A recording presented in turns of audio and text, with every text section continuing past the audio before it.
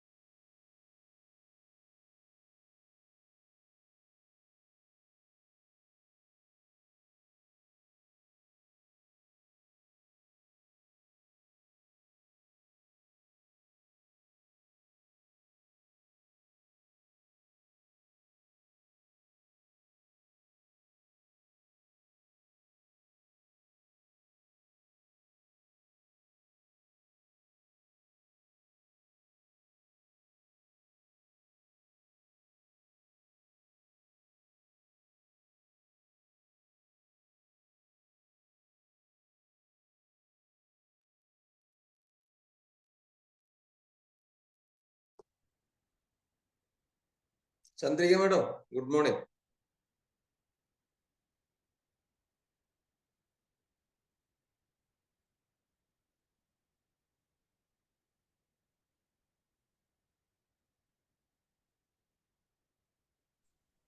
Good morning, Subhash. Good morning. എന്തൊക്കെയാണ് വിശേഷം? കുറെ ദിവസമായി കണ്ടിട്ട്.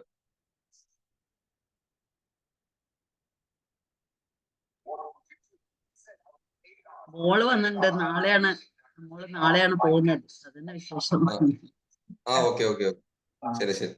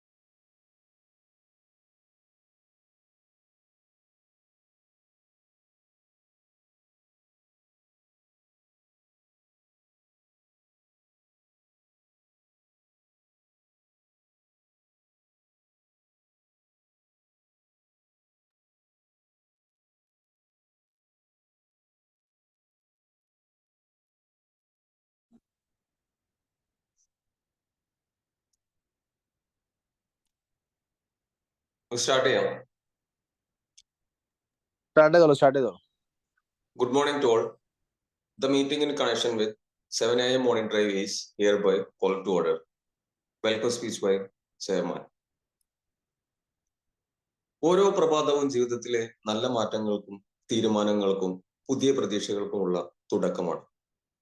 സോൺ 28-ലെ ഒരുപാട് ആളുകളെ പുതിയ തുടക്കങ്ങൾക്കും പുതിയ തീരുമാനങ്ങൾക്കും പുതിയ മാറ്റങ്ങൾക്കും വഴിയൊരുക്കുന്ന സഹായിക്കുന്ന 7 a.m. മോർണിംഗ് ഡ്രൈവ് എന്ന ഈ പ്രോഗ്രാമിന്റെ പിന്നിൽ പ്രവർത്തിക്കുന്ന ഷെഡി training Isham സാറേയും zone 28-ന്റെ ഷെഡ്പി PPP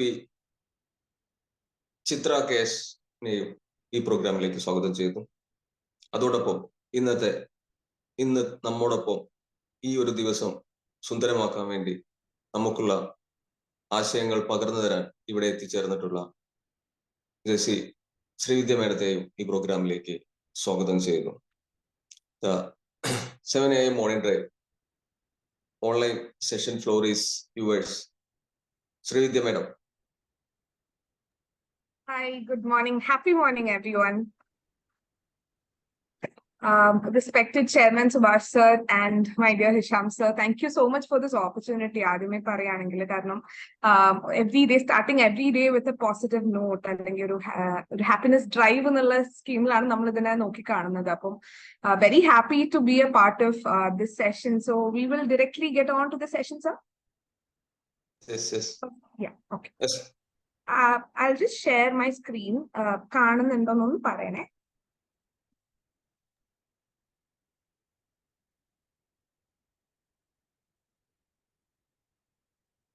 Visible ആണ് sir? Yes, visible ആണ്. Okay. ഞാൻ നമ്മുടെ ടോപ്പിക്കിനകത്ത് പറഞ്ഞ സമയത്ത് സസ്റ്റൈനബിലിറ്റി എന്ന് പറഞ്ഞൊരു വാക്കാണ് ഞാൻ ഉപയോഗിച്ചത്. It's a very broad term. നമുക്കൊരു സെഷനിൽ സംസാരിച്ച് തീർക്കാൻ പറ്റുന്ന ഒരു ടേം അല്ലാന്ന് ഡെഫിനറ്റ്ലി അറിയാം. പക്ഷെ അതിന്റെ വളരെ ഇമ്പോർട്ടന്റ് ആയിട്ടുള്ള ഒരു ഭാഗമാണ് നമ്മുടെ എൻവയോൺമെന്റ് എന്ന് പറയുന്നത്. അപ്പൊ ഞാൻ വിചാരിച്ചു ഓക്കെ, നമുക്ക് പോസിറ്റീവ് ആയിട്ടുള്ള കാര്യം തന്നെ ഒരു പ്രോബ്ലം നമ്മൾ ഡിഫൈൻ ചെയ്തിട്ട് നമുക്ക് അതിന് ചുറ്റിലും സൊല്യൂഷൻസ് ബിൽഡ് ചെയ്തിട്ട് ഒരു പോസിറ്റീവ് നോട്ടിൽ മുന്നോട്ടേക്ക് പോകാമെന്നാണ് that's how I have designed today's session for you all. So എന്തൊക്കെയാണ് നമ്മുടെ ഭൂമി എന്ന് പറയുന്ന നമ്മുടെ മദർ എർത്ത് ഫേസ് ചെയ്യുന്ന പ്രശ്നങ്ങളായിട്ട് നമുക്ക് തോന്നുന്ന കുറച്ച് കാര്യങ്ങൾ എല്ലാവർക്കും ഓരോരോ വേർഡ്സ് ആയിട്ട് ഒന്ന് ബ്രെയിൻ സ്റ്റോം ചെയ്യുകയാണെങ്കിൽ നല്ലതായിരിക്കും. Like generally air pollution. Yes, air pollution. Different types of pollution, അല്ലെ? എയർ, വാട്ടർ, വേറെ എന്തൊക്കെയാ ഉള്ളത്?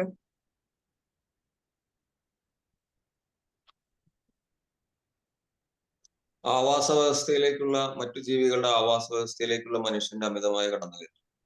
Correct, absolutely sir. അപ്പൊ നമ്മൾ ഫേസ് ചെയ്യുന്ന പ്രശ്നങ്ങളുണ്ട്, മറ്റ് ജീവികൾ ഫേസ് ചെയ്യുന്ന പ്രശ്നങ്ങളുണ്ട്. അങ്ങനെ നമുക്ക് അപ്പൊ അറിയാം കുറെ പ്രശ്നങ്ങൾ ഉണ്ട് എന്നുള്ളത്. ഞാൻ ചില പ്രശ്നങ്ങൾ ഇവിടെ നോട്ട് ഡൗൺ ചെയ്തിരിക്കുകയാണ്. ക്ലൈമറ്റ് മാറുന്നതല്ലേ. പണ്ടൊക്കെ നമ്മൾ ഈ കഴിഞ്ഞ ഡിസംബർ ഒന്ന് എടുത്തു നോക്കിക്കഴിഞ്ഞാല് ഇത്രയൊക്കെ ചൂട് ഉണ്ടായിരുന്നു. ഡിസംബർ നമ്മൾ പണ്ട് പഠിച്ചിരിക്കുന്നത് ഡിസംബർ എന്ന് പറഞ്ഞു കഴിഞ്ഞാൽ നമുക്ക് വിന്റർ ആണെന്നാണ്. ഇപ്രാവശ്യത്തെ ഈ ഒരു കഴിഞ്ഞ ഡിസംബർ നമുക്ക് ആർക്കെങ്കിലും വിന്റർ ആയിട്ടാണോ അനുഭവപ്പെട്ടെ? അല്ലല്ലോ, നല്ല ചൂടായിരുന്നു അല്ലേ? അപ്പൊ ക്ലൈമറ്റ് ചേഞ്ച് എന്നുള്ളതാണ് അതിന്റെ പ്രൈമറി കോസ് എന്ന് പറയുന്നത്. അതുപോലെ തന്നെ ബയോഡൈവേഴ്സിറ്റി. ഞാനൊരു കാര്യം ശ്രദ്ധിച്ചത്, നമ്മുടെ ഈ കാക്കയില്ലേ, പണ്ട് കാക്കീനെ നമ്മൾ കണ്ടിരുന്ന അത്രയും ഇപ്പൊ കാണാൻ കിട്ടുന്നുണ്ടോ? കുറവല്ലേ? എണ്ണം കുറവല്ലേ? അല്ലെ? അതുപോലെ എനിക്ക് തോന്നുന്നു ഒരുപാട് മൃഗങ്ങളും പക്ഷികൾ എസ്പെഷ്യലി, അല്ലെങ്കിൽ ചെടികള് ചിലത് പണ്ട് ഒരുപാട് കണ്ടിരുന്നത് പലതും ഇപ്പൊ കാണാൻ പറ്റുന്നില്ല അല്ലെ? ഇതിനാണ് നമ്മുടെ ബയോഡൈവേഴ്സിറ്റി എന്ന് പറഞ്ഞാൽ അറിയാലോ, നമ്മുടെ ചെടികളും നമ്മുടെ മൃഗങ്ങളും നമ്മളും എല്ലാം കൂടി ചേർന്നതാണ് ബയോഡൈവേഴ്സിറ്റി എന്ന് പറയുന്ന കാര്യം. അതില് ഒരുപാട് എലമെന്റ്സ് ലോസ് ആയിക്കൊണ്ടിരിക്കുക. നമ്മൾ എന്നും കണ്ടിരുന്ന കാക്കേനെ പോലും കാണാത്ത അവസ്ഥയിലേക്ക് നമ്മൾ പോകുന്നുണ്ട്. പിന്നെ നേരത്തെ ചന്ദ്രിക മാം പറഞ്ഞ പോലെ പൊല്യൂഷൻ, അത് പല തരത്തിലായിരിക്കാം. നമ്മൾ ഉപയോഗിക്കുന്ന ഓരോ റിസോഴ്സിന്റെയും പൊല്യൂഷൻ വരാറുണ്ട് അല്ലെ? ഇപ്പൊ വാട്ടർ ആയിക്കോട്ടെ, എയർ ആയിക്കോട്ടെ. നോയ്സ് പൊല്യൂഷൻ എന്ന് പറയാറുണ്ട്. ഭയങ്കര ഒച്ചയും പാടും ബഹളവും ആവുന്നതും is considered as a pollution. അപ്പൊ അങ്ങനെ പല തരത്തിലുള്ള പൊല്യൂഷൻസ് ഉണ്ട്. പിന്നെന്താണ് ഡിഫോറസ്റ്റേഷൻ എന്ന് പറഞ്ഞൊരു ഇഷ്യൂ ഉണ്ട് അല്ലെ. അതായത് നമ്മൾക്ക് എത്ര കോടിക്കണക്കിന് ഏക്കറുകൾ കണക്കിന് ഉണ്ടായിരുന്ന കാടുകൾ ഉണ്ടായിരുന്ന സ്ഥാനത്ത് പലതും കത്തിനശിക്കുന്നു, പലതും ആളുകൾ അവരവരുടെ ആവശ്യങ്ങൾക്ക് വേണ്ടിയിട്ട് വെട്ടിമുറിച്ച് അത് ഉപയോഗിക്കുകയാണ്. പിന്നെ വാട്ടർ സ്കാഴ്സിറ്റി, പൊല്യൂഷൻ മാത്രമല്ല, വെള്ളം, അവൈലബിലിറ്റി ഓഫ് ഗുഡ് വാട്ടർ, നമുക്ക് ഉപയോഗിക്കാൻ പറ്റുന്ന വെള്ളം, എല്ലാ വെള്ളവും നമുക്ക് അങ്ങനെ എടുത്ത് ഉപയോഗിക്കാൻ, മനുഷ്യന് ഉപയോഗിക്കാൻ പറ്റുന്ന ഒരു പാകത്തിലല്ല ഉള്ളത്. അപ്പം നമുക്ക് അതിന് അവൈലബിൾ ആയിട്ട് വെള്ളം വളരെ കുറഞ്ഞു വരികയാണ്. ഇങ്ങനെ റിസോഴ്സ് ഡിപ്ലീഷൻ, അഗൈൻ റിസോഴ്സ്, വാട്ടറും ഒരു റിസോഴ്സ് തന്നെയാണ്, അതുപോലെ ഒരുപാട് റിസോഴ്സസും കുറഞ്ഞു വരികയാണ്, നമുക്ക് ഉപയോഗിക്കാൻ പറ്റുന്ന രീതിയിലുള്ള റിസോഴ്സസും കുറഞ്ഞു വരിക. ഇങ്ങനെ കിടക്കുകയാണ്. ഒരുപാട് പ്രശ്നങ്ങൾ ഈ ഭൂമി ഫേസ് ചെയ്യുന്നുണ്ട് അല്ലെ. നമ്മൾ വിചാരിക്കും ഓ മദർ എർത്ത് നമുക്ക് എന്തൊക്കെ തരുന്നു, നമ്മൾ തിരിച്ചെന്താ കൊടുക്കണേ അല്ലെ. ഈ ഒരു പോയിന്റിലാണ് നമ്മുടെ തോട്ട് പ്രോസസ്സ് പോവേണ്ടത്. ഇനി ഇപ്പൊ ഈ പറഞ്ഞ ചേഞ്ചസ്, ഇപ്പൊ ഞാൻ രാവിലെ എണീക്കുന്നുണ്ട്, എന്റെ കാര്യങ്ങളൊക്കെ നടന്നു പോകുന്നുണ്ട്, എന്റെ ജീവിതത്തെ ബാധിക്കുന്നുണ്ടോ? ഉണ്ട് അല്ലെ. ഈ ചൂട് ബാധിക്കുന്നില്ലേ ചന്ദ്രിക മാം? പുറത്തിറങ്ങി നടക്കാൻ പറ്റുന്നുണ്ട്. അപ്പൊ ഈ ചൂട് എടുക്കുമ്പോ നമ്മൾ വിചാരിക്കുമ്പോ എന്ത് ചൂട്, ഇത് എന്താ ഇത്ര ചൂട് എടുക്കണേന്ന് വിചാരിക്കും. പക്ഷെ അതിന്റെ റൂട്ട് കോസ്, അതിന്റെ സ്റ്റാർട്ടിങ് പോയിന്റ് എന്ന് പറയുന്നത് നമ്മൾ തന്നെ ഉണ്ടാക്കി വെച്ചതാണെന്ന് നമ്മളെപ്പോഴും മറന്നു പോവല്ലേ. അങ്ങനെ നമുക്ക് അറിയാവുന്ന, ഞാൻ പുതിയതായിട്ട് നമുക്ക് ആർക്കും അറിയാത്ത, ഒരിക്കലും കേട്ടിട്ടില്ലാത്ത കാര്യങ്ങളെ കുറിച്ചല്ല ഇന്ന് സംസാരിക്കണേ. നേരെ മറിച്ച് നമുക്ക് നന്നായിട്ട് അറിയുന്ന, എന്നാൽ നമ്മൾ സാരില്ലേ പോട്ടെ, അത് അത്ര ഇമ്പോർട്ടന്റ് ഒന്നും അല്ല, പോട്ടെ കുഴപ്പമില്ല എന്ന് വിചാരിക്കുന്ന ചില കാര്യങ്ങളെ കുറിച്ചാണ് നമ്മൾ ഇന്ന് ഡിസ്കസ് ചെയ്യാൻ പോകുന്നത്. അപ്പോ ഇനി നമ്മൾ പ്രശ്നങ്ങളെ കുറിച്ചൊക്കെ സംസാരിച്ചു അല്ലേ. അതിൽ ഇനി ഇനി കുറച്ചും കൂടെ ഒന്ന് പേടിപ്പിച്ചിട്ട് കാര്യങ്ങളിലേക്ക് പോവാം. സീഡ് സയന്റിഫിക് എന്ന് പറഞ്ഞിട്ടൊരു റിസർച്ച് പ്ലാറ്റ്ഫോം ആണ്, ഒരു സയന്റിഫിക് റിസർച്ച് പ്ലാറ്റ്ഫോം ആണ്. അവരുടെ ഒരു സ്റ്റഡി പ്രകാരം പറയുന്നത് എന്താന്ന് വെച്ച് കഴിഞ്ഞാൽ, നമ്മൾ ഇപ്പൊ ഉപയോഗിക്കുന്ന തോതില് നമ്മളുടെ റിസോഴ്സസ് ഉപയോഗിച്ചുകൊണ്ടിരിക്കുകയാണെങ്കിൽ, അതായത് ഇപ്പൊ പോകുന്ന ആ ഒരു റേഞ്ചിൽ എല്ലാവരും, ഞാനോ നിങ്ങളോ മാത്രമല്ല, ഈ ലോകത്തുള്ള എല്ലാവരും ഇപ്പൊ നമ്മൾ യൂസ് ചെയ്യുന്ന തോതിൽ റിസോഴ്സസ് യൂസ് ചെയ്യുകയാണെങ്കിൽ 27 വർഷത്തിനുള്ളിൽ ഇവിടെ ഈ റിസോഴ്സസ് ഒന്നും ഉണ്ടാവില്ല. ഇത് നമ്മുടെ വെള്ളമാണ്, വായുവാണ്, നമ്മുടെ ചുറ്റിലുള്ള നമ്മൾ കാണുന്ന എന്ത് സാധനമോ ആയിക്കോട്ടെ, ഇതിൽ നമുക്ക് ഉപയോഗിക്കാൻ പറ്റുന്ന ഒരു കാര്യവും ഉണ്ടാവില്ല, ബാക്കി ഉണ്ടാവില്ല എന്നാണ് ഈ ഒരു സ്റ്റഡി പറയുന്നത്. ഇപ്പൊ കുറച്ച് പേടിയാവണില്ലേ? തീർച്ചയായും. അപ്പൊ ഇനി പേടിക്കണം, നമുക്ക് പ്രശ്നം വളരെ ക്ലിയർ ആയിട്ട് we know the problem now. ഇനി നമ്മൾ സൊല്യൂഷൻ ഓറിയന്റഡ് ആയിട്ട് വർക്ക് ചെയ്യണം അല്ലേ. അല്ലാണ്ട് പ്രശ്നത്തിന് ചുറ്റും ഇതാണ് പ്രശ്നം എന്ന് പറഞ്ഞുകൊണ്ടിരുന്നിട്ട് കാര്യമില്ല അല്ലെ. അപ്പൊ ആ പ്രശ്നം നമ്മൾ എങ്ങനെയാണ് സോൾവ് ചെയ്യാന്നുള്ളതാ. അപ്പൊ നമ്മൾ വിചാരിക്കും ചൂടുണ്ട്, അതിനിപ്പോ ഞാൻ എന്ത് ചെയ്യാനാ, ഞാൻ ഒരാൾ വിചാരിച്ച ചൂട് മാറ്റാം, നമ്മളെപ്പോഴും അങ്ങനെ പറയും. നമുക്ക് അങ്ങനെ ഒരു കൊളോക്കിയലി നമ്മൾ പറയല്ലേ, പിന്നെ ഞാൻ ഒരാൾ വിചാരിച്ചപ്പോ എല്ലാവരും നന്നാവാൻ പോവല്ലേ എന്ന്, അങ്ങനെ ഒരു ഇത് പറയുമല്ലേ. പക്ഷെ അതല്ല കാര്യം. നമ്മൾ പലതുള്ളി പെരുവെള്ളം എന്ന് പറയില്ലേ. ഇതിൽ മെയിൻ സൊല്യൂഷൻ എന്താന്ന് വെച്ച് കഴിഞ്ഞാല് എൻവയോൺമെന്റൽ സസ്റ്റൈനബിലിറ്റി എന്ന് പറഞ്ഞ ഒരു കോൺസെപ്റ്റ് ആണ്. അത് നമ്മൾ എല്ലാവരും ഇംപ്ലിമെന്റ് ചെയ്യേണ്ട ഒരു കാര്യമാണ്. ഇനി എന്താണ് എൻവയോൺമെന്റൽ സസ്റ്റൈനബിലിറ്റി എന്ന് ഞാൻ പറഞ്ഞു തരാം. ഓക്കെ, നമ്മളുടെ കയ്യിൽ റിസോഴ്സസ് ഉണ്ട്. നമ്മളെ വീട്ടിൽ ഇപ്പൊ സ്വത്ത് ഉണ്ടെന്ന് വിചാരിക്കാം, നമ്മൾ ഒരുപാട് കഷ്ടപ്പെട്ട് നമ്മൾ ഉണ്ടാക്കി വെച്ച സ്വത്തുക്കൾ ഉണ്ടെന്ന് വിചാരിക്കുക, അല്ലെങ്കിൽ നമ്മുടെ പൂർവികർ ഉണ്ടാക്കി വെച്ച സ്വത്ത്, നമ്മൾ അത് അങ്ങനെ അങ്ങോട്ട് ഉപയോഗിച്ച് തീർക്കുമോ? അടുത്ത തലമുറയ്ക്ക് എന്തായാലും എനിക്കെന്താ, ഞാൻ മൊത്തം ഉപയോഗിച്ച് തീർക്കുക, അങ്ങനെ വിചാരിക്കുന്നവരുണ്ട് അല്ലെ. പക്ഷെ അതല്ല, നമ്മൾ യൂഷ്വലി എല്ലാവരും ജനറലി എന്താ വിചാരിക്കുക, എനിക്ക് സ്വത്ത് ഉണ്ടാക്കണം, എന്നിട്ട് എന്റെ അടുത്ത തലമുറയ്ക്ക് അത് യൂസ് ചെയ്യാൻ പറ്റണം. അതിന്റെ തലമുറകൾ കഴിഞ്ഞിട്ടുള്ള പല വീടുകൾ നമ്മൾ പറഞ്ഞു കേട്ടിട്ടുണ്ട്, തലമുറകൾക്ക് ജീവിക്കാനുള്ള സ്വത്ത് ഉണ്ടെന്ന് പറയുന്നത് കേട്ടിട്ടുണ്ട് അല്ലെ. അതേപോലെ വെൽത്ത് പോലെ തന്നെ ഇമ്പോർട്ടന്റ്, അല്ലെങ്കിൽ ഒരു വെൽത്ത് തന്നെയല്ലേ നമ്മുടെ ചുറ്റിലുള്ള ഈ റിസോഴ്സസ്, നമ്മുടെ വെള്ളം ആയിക്കോട്ടെ, നമ്മുടെ വായു, ഇതെല്ലാം ഒരു വെൽത്ത് ആയിട്ട് നമുക്ക് കൺസിഡർ ചെയ്തൂടെ? അങ്ങനെ കൺസിഡർ ചെയ്യുകയാണെങ്കിൽ വാട്ട് ഇസ് സസ്റ്റൈനബിലിറ്റി? നമ്മൾ എന്ന് വെച്ചിട്ട് ഓക്കെ അടുത്ത തലമുറയ്ക്ക് ഉപയോഗിക്കാണ്ടെന്ന് പറഞ്ഞിട്ട് നമ്മൾ ഇനി വെള്ളം ഉപയോഗിക്കാതിരിക്കും, എന്നാ പിന്നെ സുഖമായില്ലേ, കുളിക്കണ്ട, പല്ല് തേക്കണ്ട, അതല്ല കേട്ടോ. നമ്മുടെ ആവശ്യങ്ങൾക്ക് വെള്ളം, ഇപ്പൊ ചില ആളുകൾക്ക് ഒരു സ്വഭാവം ഉണ്ട് അല്ലെ, ഇവിടെ എത്ര പേർക്ക് ഉണ്ടെന്ന് ഞാൻ ചോദിക്കുന്നില്ല, പക്ഷെ എനിക്കറിയാം കുറച്ചു പേർക്കെങ്കിലും ഉണ്ടാവും. പല്ല് തേക്കുന്ന സമയത്ത് പല്ല് തേക്കാതിരിക്കുമ്പോൾ ഈ പൈപ്പ് തുറന്നിടുന്ന ഒരു സ്വഭാവം ഉണ്ട് അല്ലെ. ആ സൗണ്ട് കേട്ടാലേ പല്ല് തേക്കാൻ പറ്റും. ഒരു സുഖമാണ് പല്ല് തേക്കുമ്പോ ആ സൗണ്ട് കേൾക്കുന്നത്. അങ്ങനെയുള്ള ആരെങ്കിലും ഉണ്ടോ? ഉണ്ടാവും, ഞാൻ ചോദിക്കുന്നില്ല. അപ്പൊ അതൊരു ശീലാണ്. പക്ഷെ അത് മാറ്റിയിട്ട് ഓക്കെ, എനിക്ക് ഉപയോഗിക്കാൻ പല്ല് തേക്കാനുള്ള വെള്ളം എന്തായാലും എനിക്ക് വേണം. പക്ഷെ നാളെ ഒരു തലമുറയ്ക്കും പല്ല് തേക്കണം, വെള്ളം കൊണ്ട് പല ഉപയോഗങ്ങളുണ്ട്, കുളിക്കാനും കുടിക്കാനും വെള്ളം വേണം അല്ലെ. Very important resource in human beings life ആണ് വാട്ടർ എന്നൊക്കെ പറയുന്നത്. അപ്പോ ഏതൊരു റിസോഴ്സിനെയും ഇന്ന് നമ്മുടെ ആവശ്യങ്ങൾ മീറ്റ് ചെയ്യാൻ, ആവശ്യത്തിന് മാത്രം ഉപയോഗിച്ച് നാളെ വരുന്ന ഒരു തലമുറയ്ക്കും അത് ഉപയോഗിക്കാനുള്ളതാണെന്നും അത് അവർക്ക് വേണ്ടി നമ്മൾ സേവ് ചെയ്യണം, അത് നമ്മുടെ റെസ്പോൺസിബിലിറ്റി ആണെന്നും ഈ ഒരു ചിന്താഗതിനെയാണ് നമ്മൾ എൻവയോൺമെന്റൽ സസ്റ്റൈനബിലിറ്റി എന്ന് പറയാം. എൻവയോൺമെന്റിലുള്ള ഏതൊരു റിസോഴ്സും ആയിക്കോട്ടെ, എൻവയോൺമെന്റ് ആസ് എ ഹോൾ, അതിലെ എല്ലാ കാര്യങ്ങളും പെടും. ഇതെല്ലാ കാര്യങ്ങളെയും നമ്മൾ ഉപയോഗിക്കുന്ന സമയത്ത് കുറച്ചൊന്ന് ആലോചിച്ചിട്ട് ഇതെനിക്ക് ശരിക്കും ആവശ്യമുള്ളതാണോ, ഇത് ഞാൻ ഉപയോഗിച്ച് തീർത്താൽ നാളെ വരുന്ന തലമുറയ്ക്ക് ഇത് ഉപയോഗിക്കാനുള്ളതല്ലേ, അത് ബുദ്ധിമുട്ടാവില്ലേ, അങ്ങനത്തെ ഒരു തോട്ട് പ്രോസസ്സിലേക്ക് നമ്മൾ നമ്മളെ എലവേറ്റ് ചെയ്യുന്ന സമയത്താണ് നമ്മളൊരു എൻവയോൺമെന്റൽ സസ്റ്റൈനബിലിറ്റി പ്രാക്ടീഷണർ ആവുന്നത്. അത് നമുക്ക് എല്ലാവർക്കും ആവാം. അതിനിപ്പോ ഒരു പ്രത്യേകിച്ച് ഡിഗ്രി ഒന്നും എടുക്കേണ്ട ഒരു കാര്യമില്ല. നമുക്ക് എല്ലാവർക്കും ഷിഫ്റ്റ് ചെയ്യാൻ പറ്റുന്ന ഒരു കാര്യമാണ് അല്ലെ. പല്ല് തേക്കുമ്പോ വെള്ളം കൂട്ടിയിടുന്നതിൽ തെറ്റൊന്നുമില്ലല്ലോ. നടക്കാനുള്ള ദിവസത്തേക്ക് ഇത്ര തൊട്ടടുത്തുള്ള സ്ഥലത്തേക്ക് നടന്നു പോണതിൽ തെറ്റില്ലല്ലോ. അങ്ങനെ കുറെ കാര്യങ്ങൾ നമുക്ക് ചെറിയ ചെറിയ കാര്യങ്ങളായിട്ട് മാറ്റാൻ പറ്റും. ഇനി ഇത് എങ്ങനെ ഇംപ്ലിമെന്റ് ചെയ്യാം? ഈ പറഞ്ഞ പോലെ നമ്മൾ നേരത്തെ പറഞ്ഞില്ലേ, പല തുള്ളി പെരുവെള്ളമാണ്. ഞാൻ ഒരാൾ വിചാരിച്ച ചിലപ്പോൾ ഒരു വലിയ മാറ്റം ചെയ്യാൻ പറ്റില്ലായിരിക്കും. ഞാൻ ഇന്ന് എന്റെ ഓഫീസിലേക്ക് പോകുമ്പോൾ നടന്നു പോവാം, അല്ലെങ്കിൽ ഞാൻ സൈക്കിൾ ചെയ്ത് പോവാന്ന് തീരുമാനിക്കുമ്പോൾ ഞാനൊരു കാറോ അല്ലെങ്കിൽ ഒരു ഓട്ടോറിക്ഷയോ എടുക്കുമ്പോൾ ഉപയോഗിക്കപ്പെടാവുന്ന കാർബൺ ഡൈ ഓക്സൈഡ് കുറയ്ക്കുകയാണ് ചെയ്യുന്നത് അല്ലെ. അപ്പൊ ഞാൻ ആ ചേഞ്ച് വരുത്തി. ഇനി എന്റെ കൊലീഗും ഇത് കണ്ടിട്ട് ഞാനും ഇങ്ങനെ തന്നെ ചെയ്യാമെന്ന് തീരുമാനിക്കുകയാണ്. അപ്പൊ കുറച്ചും കൂടെ കാർബൺ ഡൈ ഓക്സൈഡ് കുറഞ്ഞു. ഇങ്ങനെ ഒരു 10 പേര് ഒരു ഓഫീസിൽ വർക്ക് ചെയ്യുന്നവർ ഇതേ തീരുമാനം എടുത്തു കഴിഞ്ഞാൽ വരുന്ന ചേഞ്ച് വലുതാണല്ലേ. അപ്പൊ ഞാൻ ഇത്രയും പേരെ ഒരു തോട്ടിന് വേണ്ടി ഇൻഫ്ലുവൻസ് ചെയ്തു, പക്ഷെ ഞങ്ങൾ ഒരു കമ്മ്യൂണിറ്റി ആയിട്ട് അല്ലെങ്കിൽ ഒരു ഗ്രൂപ്പ് ആയിട്ട് ഒരു ചേഞ്ച് കൊണ്ടുവന്നു.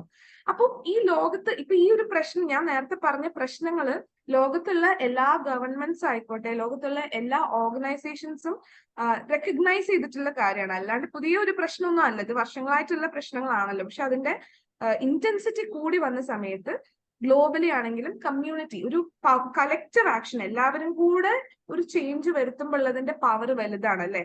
നമ്മൾ എല്ലാവരും കൂടി ഇപ്പൊ ഈ ഐ ബിലീവ് 37 മെമ്പേഴ്സ് ഉണ്ട് ഈ ഒരു കോളില്. ഞാൻ ഒറ്റയ്ക്ക് ഇരുന്നിട്ട് ഇപ്പൊ ചന്ദ്രിക മാമിനെ വിളിച്ചിട്ട് ഞാൻ ഈ കാര്യങ്ങൾ സംസാരിക്കുന്നതിനെക്കാട്ടിലും കൂടുതൽ ഇത്രയും പേരോട് പറയുമ്പോൾ ഒരു ഇമ്പാക്ട് ഡിഫറെന്റ് ആണല്ലേ. We have all come together to bring in a collective action.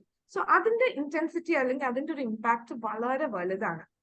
ഇനി നമുക്ക് ഏതൊക്കെ സെഗ്മെന്റ്സിലാണ് നമുക്ക് ഈ ചേഞ്ചസ് വരുത്താൻ പറ്റുക എന്നുള്ളത് ആലോചിക്കാം. നേരത്തെ പറഞ്ഞ പോലെ വെള്ളം, പല്ല് തേക്കുമ്പോൾ വെള്ളത്തിന്റെ ഉപയോഗം കുറയ്ക്കുക. നമ്മൾ വെറുതെ എനിക്ക് തോന്നുന്നു നമ്മൾ ഈ വേസ്റ്റ് വാട്ടർ ആയിട്ട് വാഷ്റൂമിൽ നിന്നൊക്കെ പോകുന്നത് അത് ഡൈവേർട്ട് ചെയ്ത് പ്ലാന്റ്സിലേക്ക് പോയി കഴിഞ്ഞാൽ നമ്മൾ പുതിയ വേറെ വെള്ളം എടുത്ത് പ്ലാന്റ്സിലേക്ക് ഒഴിക്കണ്ട അല്ലെ. അങ്ങനെ എഫിഷ്യന്റ് ആയിട്ട് വെള്ളം യൂസ് ചെയ്യാം.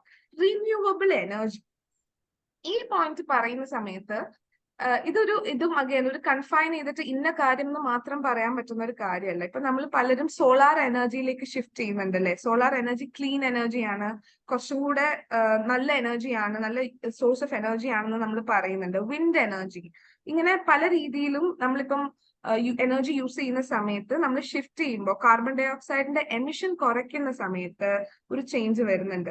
ഇപ്പൊ വണ്ടികളിലായിക്കോട്ടെ, ഇപ്പൊ EV ഫോർ എക്സാമ്പിൾ, EV എന്ന് പറഞ്ഞൊരു കാര്യത്തിന് ഗവൺമെന്റ് ആണെങ്കിലും മറ്റ് പലരാണെങ്കിലും ഒരുപാട് ഇംപ്ലിമെന്റ് ചെയ്യാനും ഒരുപാട് പുഷ് ചെയ്യാനുള്ള റീസൺ എന്ന് പറയുന്നത് റിന്യൂവബിൾ എനർജി ആണ്, ഇലക്ട്രിസിറ്റി റിന്യൂവബിൾ എനർജി ആണെന്നുള്ളത് കൊണ്ടാണ്. ഇനി എനർജി ഓക്കെ, ഞാൻ റിന്യൂവബിൾ എനർജിയിലേക്ക് മാറുകയാണെന്ന് പറഞ്ഞിട്ട് എനിക്ക് തോന്നിയ പോലെ ഉപയോഗിക്കാൻ പാടോ? ഇല്ല. ഞാൻ സോളാറാ ഉപയോഗിക്കുന്നത്, അതുകൊണ്ട് എനിക്ക് ഇഷ്ടമുള്ള പോലെ ഞാൻ എല്ലാ ലൈറ്റും ഫാനും എല്ലാം ഓൺ ആക്കി വെക്കും എന്ന് പറയാൻ പറ്റുമോ? ഇല്ല. എനർജി എഫിഷ്യൻസി, നമ്മൾ ഉപയോഗിക്കുന്ന റിസോഴ്സ് എന്ത് എനർജി, എന്ത് ഫോർം ഓഫ് എനർജി ആണെങ്കിലും അത് എഫിഷ്യന്റ് ആയിട്ട് യൂസ് ചെയ്യാന്നുള്ളത് കൂടെ ഉണ്ട്. പിന്നെയുള്ള ഒരു കോൺസെപ്റ്റ് ആണ് സർക്കുലർ എക്കോണമി. ഇത് കേട്ടിട്ട് നിങ്ങൾ പേടിക്കണ്ട. സർക്കുലർ എക്കോണമി സിമ്പിൾ ആണ്. നമ്മൾ ഒരു പ്രോഡക്റ്റ്, സേ ഫോർ എക്സാമ്പിൾ ഞാൻ ഈ ഒരു വാട്ടർ ബോട്ടിൽ വാങ്ങി, ഓക്കെ, ഇതിന്റെ പരമാവധി ഞാൻ യൂസ് ചെയ്ത് കഴിഞ്ഞ് ഞാൻ ഇത് ത്രോ ചെയ്ത് കഴിഞ്ഞാൽ, ഇത് വേസ്റ്റിലേക്ക് ഞാൻ ഇട്ട് കഴിഞ്ഞാൽ മോസ്റ്റ് പ്രോബബ്ലി ഇത് വേസ്റ്റിലേക്ക് എവിടെയെങ്കിലും ഒക്കെ പോകും എന്നല്ലാണ്ട് this will never get reused. നേരെ മറിച്ച് ഞാൻ അല്ലെങ്കിൽ ഈ പ്ലാസ്റ്റിക് വേസ്റ്റ് കളക്ട് ചെയ്യുന്നവര് ഇത് റീയൂസ് ചെയ്തിട്ട് അല്ലെങ്കിൽ റീസൈക്കിൾ ചെയ്തിട്ട് വേറൊരു ഫോമില് ഇത് റീയൂസബിൾ ആക്കുമ്പോൾ അതൊരു സെക്യുലർ എക്കോണമി. ആ പ്രൊഡക്റ്റിന്റെ ലൈഫ് അവിടെ തീരുന്നില്ല. ഞാൻ വേസ്റ്റ് ബിന്നിൽ ഇടുമ്പോൾ ഈ പ്രൊഡക്റ്റിന്റെ ലൈഫ് തീരുന്നില്ല. ഒരു സർക്കിള് പോലെ ഇത് മറ്റൊരു പ്രൊഡക്റ്റ് ആയി മാറി വീണ്ടും പലരും അത് ഉപയോഗിച്ച് അത് വീണ്ടും ആ പ്രോസസ്സ് കണ്ടിന്യൂ ചെയ്ത് പോകുമ്പോൾ ഉണ്ടാക്കുന്നതാണ് ഒരു സർക്കുലർ എക്കോണമി. ഇതൊരു മിനിസ്ക്യൂൾ ലെവലിലാണ് ഇപ്പൊ ഞാൻ പറഞ്ഞ ഈ ബോട്ടില്. ഇത് ലാർജ് കോർപ്പറേറ്റ്സ് എല്ലാം ഒരുപാട് സസ്റ്റൈനബിൾ ആക്ടിവിറ്റീസിന്റെ ഭാഗമായിട്ട് റെഗുലർലി ഇംപ്ലിമെന്റ് ചെയ്യുന്ന ഒരു കാര്യമാണ്. ഇനി അടുത്ത പോയിന്റ് എന്ന് പറഞ്ഞാൽ സസ്റ്റൈനബിൾ ട്രാൻസ്പോർട്ടേഷൻ. ഇതിൽ നടക്കുന്നതടക്കം സസ്റ്റൈനബിൾ ട്രാൻസ്പോർട്ടേഷൻ ആണ്. Hello, yes sir, hello.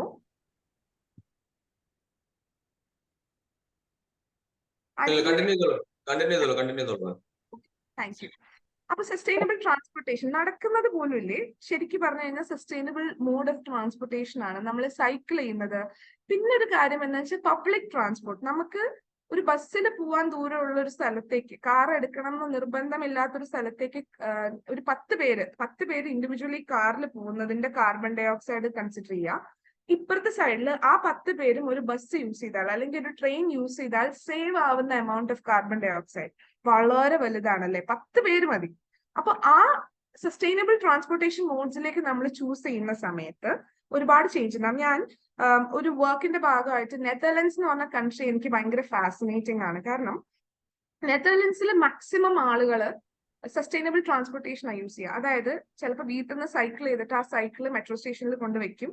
Metro സ്റ്റേഷനിൽ മെട്രോ എടുത്തിട്ട് അവർക്ക് ഓഫീസ് സ്ഥലത്തേക്കുള്ള മെട്രോ സ്റ്റേഷനിൽ ഇറങ്ങും. അവിടുന്ന് നടന്നിട്ട് ഓഫീസിലേക്ക് പോകും. തിരിച്ച് അതേപോലെ തന്നെ. അത് വളരെ സീനിയർ ലെവലിലുള്ള ഓഫീസേഴ്സ് അടക്കം ഇതാണ് യൂസ് ചെയ്യുന്നത്. അവർക്ക് നാണക്കേടൊന്നുമില്ല, അയ്യോ കാറിൽ പോയില്ലെങ്കിൽ എന്റെ സ്റ്റേറ്റസ് വളരെ മോശമാവോ, അങ്ങനത്തെ ചിന്തയൊന്നും അവർക്കില്ല. അവരെ സംബന്ധിച്ച് അവരുടെ കൺട്രീന്റെ ഒരു ഗോളാണ്. അതിന്റെ ഭാഗമായിട്ട് എല്ലാവരും ഫോളോ ചെയ്യുന്ന ഒരു കാര്യമാണ് മാക്സിമം സസ്റ്റൈനബിൾ ട്രാൻസ്പോർട്ടേഷൻ യൂസ് ചെയ്യുക എന്നുള്ളത്.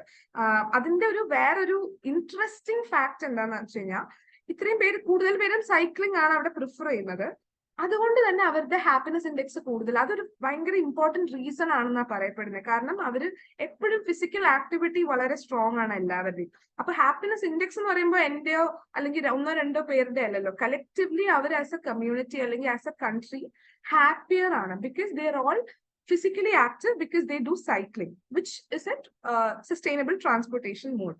അതേപോലെ തന്നെ അപ്പൊ അവരെല്ലാവരും കൂടെ ഉണ്ടാക്കിയ ഒരു കാര്യമാണ് ഗ്രീൻ സിറ്റി എന്ന് പറയുന്നത്. അതായത് പൊല്യൂഷൻ കുറവായിട്ട് വളരെ നല്ല, നമ്മൾ പറയല്ലേ നമ്മുടെ ഏത് സിനിമയിലെ പച്ചപ്പും ഹരിതാപയും ഊഷ്മളതയൊക്കെ ഉള്ള സിറ്റീസ് ഉണ്ടാക്കുന്ന ആളുകളുണ്ട്, സിറ്റി പ്ലാനേഴ്സ് ഉണ്ട്.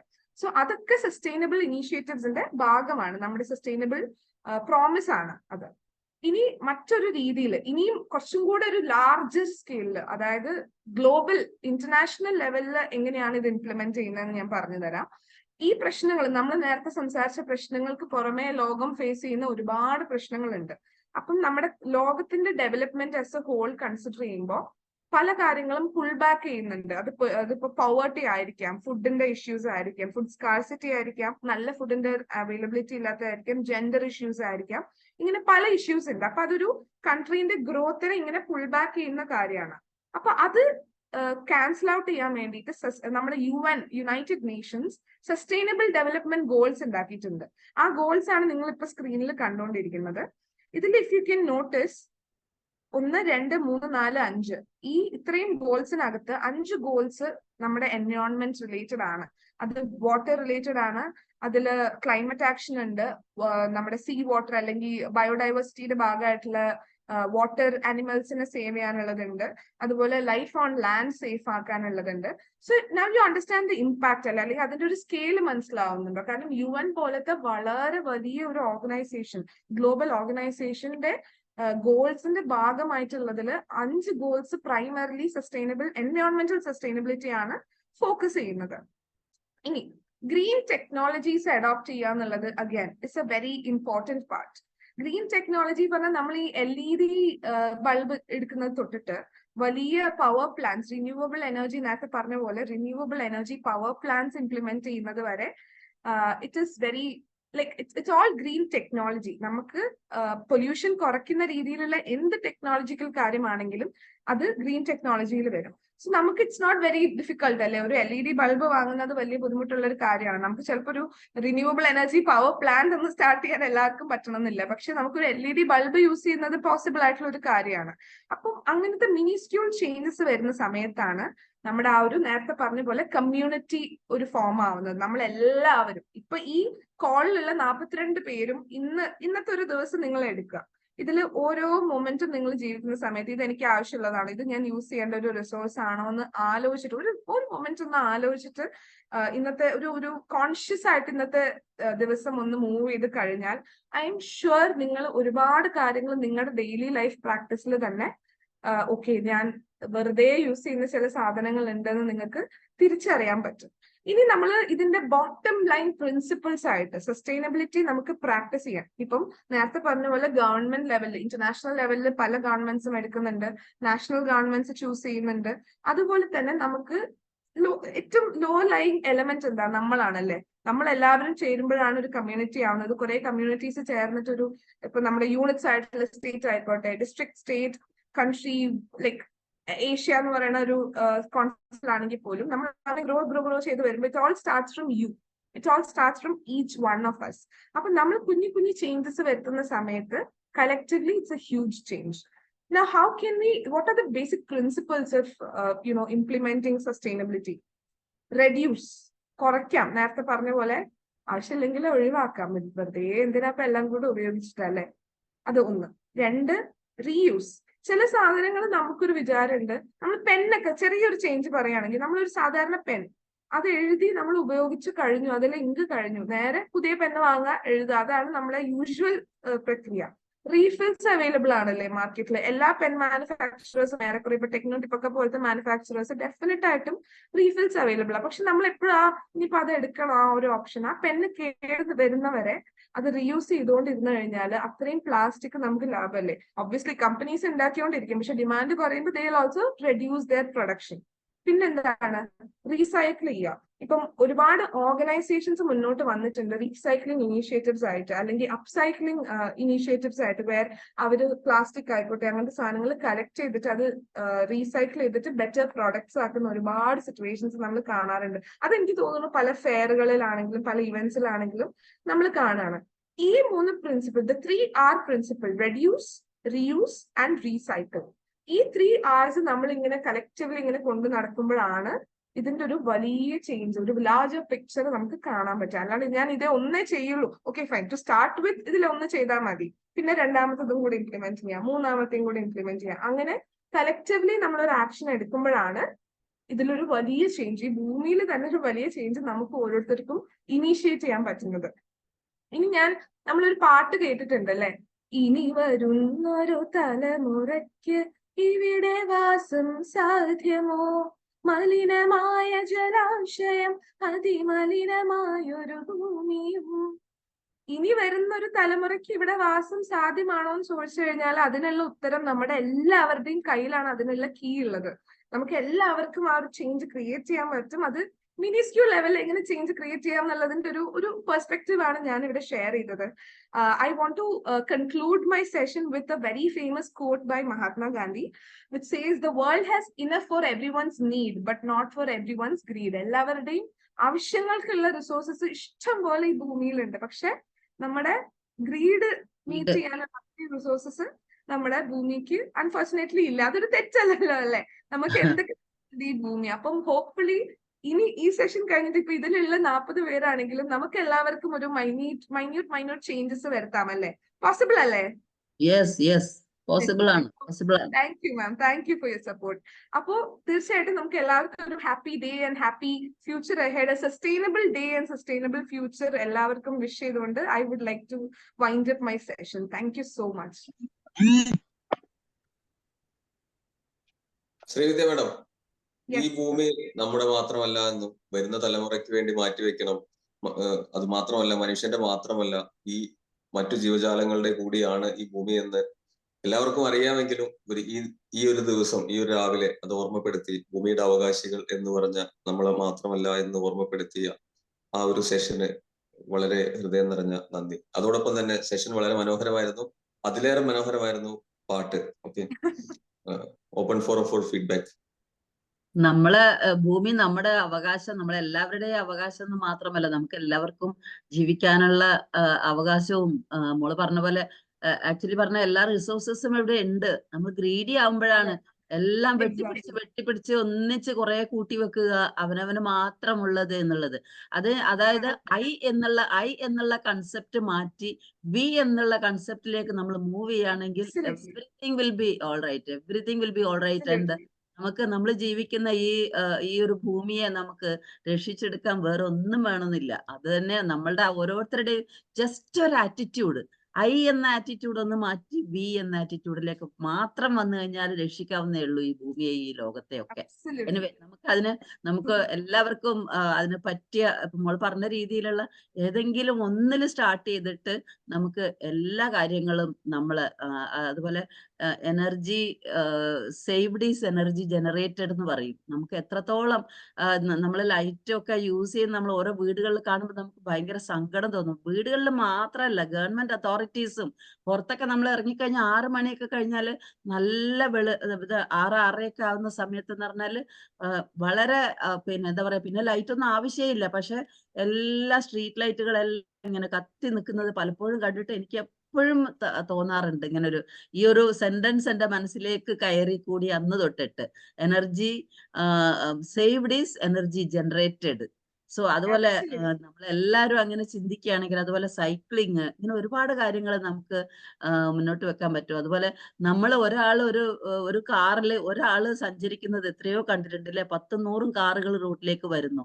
അതിനു പകരം ഒരു ലൊക്കേഷനിലേക്ക് പോകുന്ന 10 പേര് ഒന്നിച്ച് അല്ലെങ്കിൽ ഒരു 5 പേര് ഒന്നിച്ച് ഒരു കാറിൽ പോവുകയാണെങ്കിൽ എത്ര നമുക്ക് പൊല്യൂഷൻസും എന്തൊക്കെ സേവ് ചെയ്യാൻ പറ്റും. Anyway, thank you for such A wonderful session. Thank you so much, ma'am. Thank you for your inputs as well. Thank you. നമുക്ക് വരുന്ന തലമുറയെ പറ്റി നമ്മൾ ചിന്തിക്കുകയും അവർക്ക് വേണ്ടി എന്തെങ്കിലുമൊക്കെ മാറ്റി വെക്കാൻ പറ്റുന്ന ഇത് മാത്രമാണ് നമുക്ക് ചെയ്യാൻ പറ്റുക. Anyway, thank you so much. Thank you. Thank you. ഇനിയും മരിക്കാത്ത ഭൂമി, നിന്നാസന്ന മൃതിയിൽ നിനക്ക് ആത്മശാന്തി. ഇത് നിന്റെ എന്റെയും മരണത്തിന് ഇന്നേ കുറിച്ചിട്ട ഗീതം. നമ്മൾ 10ാം ക്ലാസ്സിൽ പഠിച്ചിട്ടുണ്ട്. ഓക്കെ, എൻ്റെ പേര് ജുനൈസ് ജെ നിലമ്പൂർ. ആക്ച്വലി ഞാൻ NSSന്റെ സ്റ്റേറ്റ് അഡ്വൈസറി ബോർഡ് മെമ്പറാണ്, NSSന്റെ ഡിസ്ട്രിക്ട് കോർഡിനേറ്റർ ആണ്. ആക്ച്വലി നമ്മൾ ഓരോ ക്ലാസ്സുകളിലും സെഷനുകളിലും ഓർമ്മപ്പെടുത്താറുണ്ട് കുട്ടികളോട് ഗ്രീൻ പ്രോട്ടോകോളിനെ കുറിച്ചുള്ളത്. അതേപോലെ നാക് അതിന്റെ IQAC കോർഡിനേറ്ററും കൂടിയാണ്. അപ്പൊ നാക്കിന് ഓരോ കോളേജുകളിലും ക്വാളിറ്റി പാരാമീറ്റർ ആണ് ഇത്. അപ്പൊ അതിൽ നമ്മൾ സാധാരണ പറയാറ്, മാസത്തിൽ അല്ലെങ്കിൽ നമ്മൾ ഓട്ടോറിക്ഷ എടുക്കുന്ന ഒഴിവാക്കിയിട്ട് ഒന്ന് നടന്നു വരിക എല്ലാവരും കോളേജിലോട്ട്. അതേപോലെ വെഹിക്കിൾസ് കോളേജിൽ എണ്ണം കുറയ്ക്കുക. അതേപോലെ കാർബൺ ഫുട് പ്രിന്റ് നമ്മൾ എണ്ണം കുറയ്ക്കുക എന്നുള്ളതിന് പരമാവധി ഇപ്പൊ പുതിയതായിട്ട് നമ്മൾ ലൈറ്റ്സ് ബൾബുകളൊക്കെ നമ്മൾ സെൻസിറ്റൈസ്ഡ് ചെയ്തിട്ട് അത് നമ്മളുടെ പ്രസൻസിൽ മാത്രം കത്താവുന്ന രീതിയിൽ ബൾബുകളൊക്കെ ആക്കി മാറ്റുക. അങ്ങനെ ഒരുപാട് കാര്യങ്ങൾ ഇപ്പോൾ ചെയ്തുകൊണ്ടിരിക്കുന്നുണ്ട്. അപ്പൊ അതിന്റെ ഒരു ഓർമ്മപ്പെടുത്തലാണ് മാഡം ചെയ്തത്. ഇത് വളരെ വളരെ യൂസ്ഫുൾ ആണ്. ഇതൊരു ടീം വർക്കിൽ മാത്രമേ നടക്കുള്ളൂ. നമ്മൾ എന്റെ കയ്യിൽ കാശുണ്ട്, ഞാൻ ഇങ്ങനെ ജീവിക്കൂ എന്നുള്ള ഒരാൾ നിൽക്കുകയാണെങ്കിൽ ഒന്നും ചെയ്യാനില്ല. പക്ഷെ ഇതൊരു ഒരു രാജ്യത്തിന് ഇതൊരു ആവശ്യകതയാണെന്ന് തോന്നി എല്ലാവരും ഒന്നിച്ച് ചെയ്യുകയാണെങ്കിൽ വളരെ വളരെ ഉപകാരപ്രദമായി ഒരു രാജ്യത്തിന് എനർജി സേവ് ചെയ്യാൻ പറ്റുന്ന ഒരു കാര്യമാണ്. നല്ല session madam. Hats off. Thank you so much.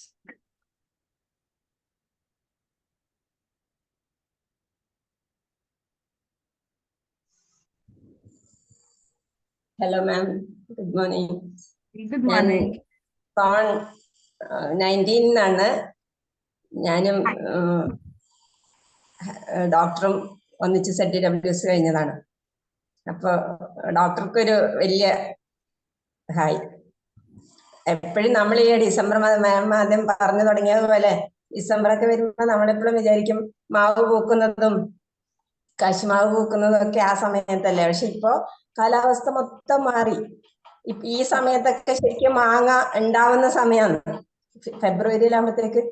പക്ഷെ അതൊക്കെ പോയി. ആ ഒരു കാലവും ആ ഒരു കാലാവസ്ഥയും ഒക്കെ മാറിയില്ലേ ഇപ്പൊ. ഭയങ്കരമായിട്ട് ചേഞ്ച് വന്നു. ശരിക്കും ആലോചിച്ച് നോക്കുമ്പോൾ നമുക്കെല്ലാം നേരത്തെ പറഞ്ഞ പോലെ ഒരു വല്ലാത്തൊരു പേടിയാണ് മനസ്സിൽ തോന്നുന്നത്. ഇതൊക്കെ അങ്ങനെ ചുറ്റുപാട് നോക്കുമ്പോ ഇതൊക്കെ വലിയ മാറ്റങ്ങളാണ് വരുന്നത്. അപ്പൊ സാധാരണ ജനുവരി മാസം ഡിസംബർ മാസം എല്ലാം പറഞ്ഞാൽ മരം കോച്ചുന്ന തണുപ്പിന്റെ കാലമല്ലേ. ഈ സമയത്ത് അങ്ങനെ ഉണ്ടായിട്ടേ ഇല്ല. ഈ ഒരു വർഷം അങ്ങനെ ഉണ്ടായിട്ടേ ഇല്ല. കഴിഞ്ഞ വർഷം തൊട്ടേ നമ്മളത് ഫീൽ ചെയ്യുന്നുണ്ട്. ഇനി അങ്ങോട്ടുള്ള മാസങ്ങൾ എങ്ങനെയായിരിക്കും എന്നുള്ളത് പോലും നമ്മൾ വല്ലാതെ ആശങ്കപ്പെടുത്തുന്ന ഒരു കാര്യമാണ്. മാർച്ച്, ഏപ്രിൽ, മെയ് മാസങ്ങളൊക്കെ എന്തായിരിക്കും അവസ്ഥ എന്നുള്ളത്. നല്ലൊരു സെഷൻ ആയിരുന്നു, തീർച്ചയായിട്ടും നല്ലൊരു ഓർമ്മപ്പെടുത്തലായിരുന്നു. Thank you so much. Thank you. Srividya madam, good morning. Good morning sir. ശ്രീജിത്താണ് തവനൂര്. Hi sir. ഹായ്. ഏതായാലും ആദ്യമേ പറയട്ടെ, മാഡം വളരെ ക്യൂട്ട്നെസ് ആട്ടോ. ക്യൂട്ട്നെസ് എന്നുള്ളത് ഞാൻ ഉദ്ദേശിച്ചത് താങ്കളുടെ ആറ്റിറ്റ്യൂഡാണ്. വളരെ പോസിറ്റീവ് ആയിട്ടുള്ള ആറ്റിറ്റ്യൂഡില് ശരിക്കും ഇതൊരു നമ്മളൊരു ഷോ കണ്ട് തീരുന്ന ഒരു ലാഘവത്തോടു കൂടിയാണ് ഇന്നത്തെ സെഷൻ കണ്ടത്. ഒരു മിനിറ്റ് പോലും എവിടെയും ലാഗ് ചെയ്തിട്ടില്ല. Okay, thank you. ഈ മാഡം പറഞ്ഞ കാര്യങ്ങളെല്ലാം ഞാൻ ഉൾപ്പെടെ ഇന്ന് സെഷൻ കണ്ടുകൊണ്ടിരുന്ന 42 പേരും ശരിക്ക് എൻജോയ് ചെയ്തു. കാരണം എന്താന്ന് വെച്ചാൽ നമുക്കെല്ലാം അറിയാവുന്ന കാര്യങ്ങൾ തന്നെയാണ് മാഡം സംസാരിച്ചത്. പക്ഷെ നമുക്ക് തിരിച്ചറിവ് ഉണ്ടായിട്ടില്ല എന്നാണ്. അറിവിനെ തിരിച്ചറിവാക്കി മാറ്റുക എന്നുള്ളതാണ് ഒരു ട്രെയിനർ എന്ന രീതിയിൽ താങ്കളുടെ ഏറ്റവും നല്ല ക്വാളിറ്റിയാണ് കണ്ടത്. അതോടൊപ്പം തന്നെ ഞാൻ ഒരു കോട്ടും കൂടി, ഒരു റിയൽ ലൈഫ് എക്സ്പീരിയൻസും കൂടി ഇതിനോട് കൂടി ഷെയർ ചെയ്യാണ്. കുറ്റിപ്പുറം ഒരു സൈനികൻ ഉണ്ടായിരുന്നു. അദ്ദേഹം ഇന്ന് ജീവിച്ചിരിപ്പില്ല, മരണപ്പെട്ടു. എൻ്റെ ഒരു നല്ലൊരു ഫാമിലി ഫ്രണ്ടിന്റെ അച്ഛനായിരുന്നു. അദ്ദേഹം എൻ്റെ അടുത്ത് പറഞ്ഞു, എൻ്റെ വീട് തവനൂരിനടുത്ത് കേരള അഗ്രികൾച്ചർ സർവകലാശാലയുടെ ഓപ്പോസിറ്റ് ആണ്. അപ്പൊ എൻ്റെ അടുത്ത് അദ്ദേഹം പറഞ്ഞു, അദ്ദേഹത്തിന് ഒരു 80-85 വയസ്സ് പ്രായമുണ്ട്. എൻ്റെ അടുത്ത് പറഞ്ഞു, ഒരു തെങ്ങ് വെക്കണം നമുക്ക് വീടിന്റെ മുന്നിൽ, കാരണം കുറച്ച് സ്ഥലം ഒഴിഞ്ഞു കിടക്കുന്നുണ്ടെന്ന് പറഞ്ഞു. അപ്പൊ ഓക്കെ ചെയ്യാന്ന് പറഞ്ഞു. ഞാൻ ഇവിടെ അഗ്രികൾച്ചർ കോളേജിൽ വന്നിട്ട് അദ്ദേഹത്തെ വിളിച്ചു. ഇന്ന് അദ്ദേഹത്തിന്റെ പേര് ഇന്ന് ജീവിച്ചിരിപ്പില്ല, ചന്ദ്രശേഖരൻ എന്നാണ്. അപ്പൊ ഞാൻ നമ്പ്യാരേട്ട എന്ന് വിളിക്കാം. നമ്പ്യാരേട്ട എന്ന തെങ്ങ് ഏത് ടൈപ്പ് തെങ്ങാണ് വേണ്ടത് ചോദിച്ചു.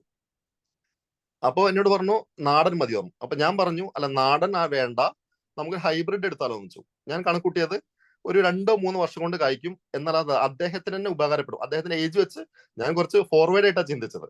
പക്ഷെ അദ്ദേഹം എൻ്റെ അടുത്ത് പറഞ്ഞ മറുപടി, ഹൈബ്രിഡ് വേണ്ട, അത് താൽക്കാലികം, ഒരു നൈമിഷികം മാത്രമേ ഉള്ളൂ, അത് വേണ്ട, സാധാരണ മതി. ഓക്കെ, അങ്ങനെ ഞാനൊരു 10 സാധാരണ രീതിയിൽ 10-12 വർഷം കായ്ക്കുന്ന തെങ്ങ് കൊണ്ടുകൊടുത്തു. പക്ഷെ ഒരു 2-3 വർഷം കഴിഞ്ഞു, നിർഭാഗ്യവശാൽ അദ്ദേഹം മരണപ്പെട്ടു പോയി. പക്ഷെ ഇന്ന് 2 വർഷം മുന്നേ ആ തെങ്ങ് കായ്ച്ചു. ഇന്ന് എനിക്ക് ഓർമ്മ വന്നത് എന്താണെന്ന് വെച്ചാൽ അദ്ദേഹം പറഞ്ഞ വാചകം, ഇപ്പൊ മേഡം പറഞ്ഞ ആ ഒരു ലിറിക്സിനോട് വളരെ കണക്റ്റഡ് ആണ്. അടുത്ത തലമുറയ്ക്കാണ് അദ്ദേഹം ആ തെങ്ങ് കരുതിയത് എന്നുള്ളതാണ്. അതൊരു വലിയൊരു കോട്ടൺ ഇന്നും എന്റെ മനസ്സിൽ കിടക്കുന്നുണ്ട്. ഇന്നും ഞാൻ ഉൾപ്പെടെ ഉള്ള എല്ലാവരും അറിഞ്ഞിരിക്കേണ്ട കാര്യം, നമ്മൾ അടുത്ത തലമുറയ്ക്ക് എന്ത് ചെയ്തു എന്നാണ്. Thank you madam, very nice class. Thank you very much. Thank you so much for sharing your story.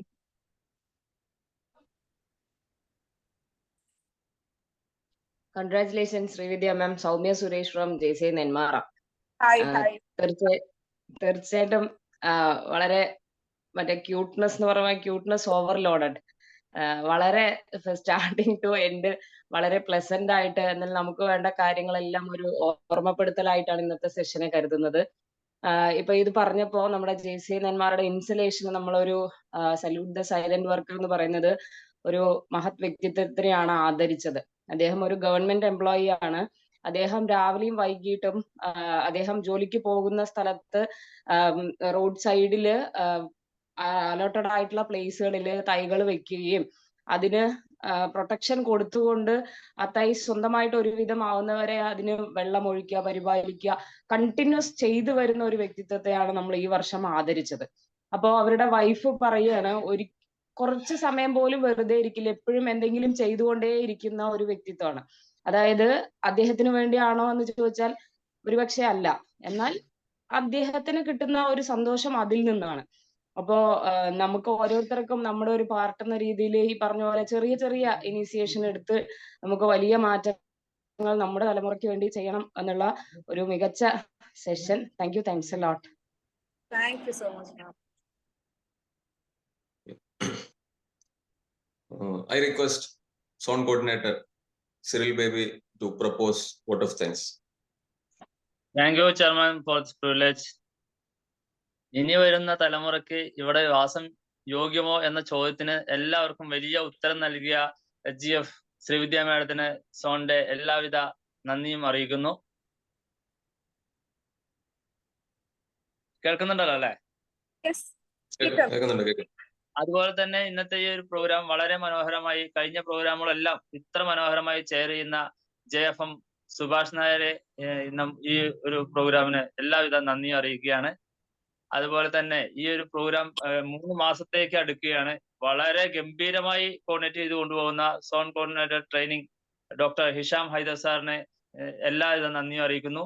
അതുപോലെ തന്നെ ഇന്നത്തെ ഈ ഒരു മോർണിംഗ് ഡ്രൈവിൽ ജോയിൻ ചെയ്ത എല്ലാവർക്കും ഹൃദയത്തിന്റെ ഭാഷയിൽ സോണിന്റെ നന്ദി അറിയിച്ചുകൊണ്ട് നിർത്തുന്നു. Thank you. Thank you. The 7 AM morning drive online program is hereby adjourned and have a good day to all. നാളെ വീണ്ടും കാണാം. Thank you. Hey everyone. Happy day. Good day.